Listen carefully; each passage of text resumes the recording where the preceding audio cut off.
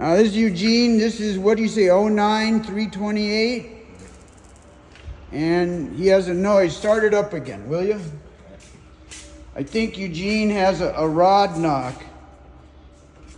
I think maybe we added a quart of oil and it got a little better.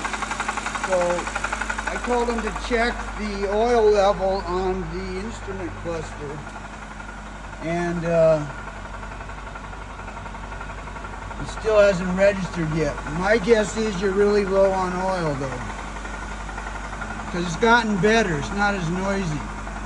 But add some more oil, you might be able to get the noise down. It seems to have gotten quieter.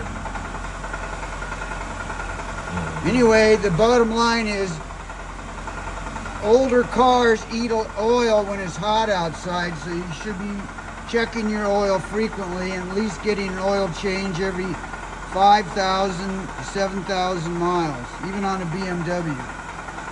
All right, thank you.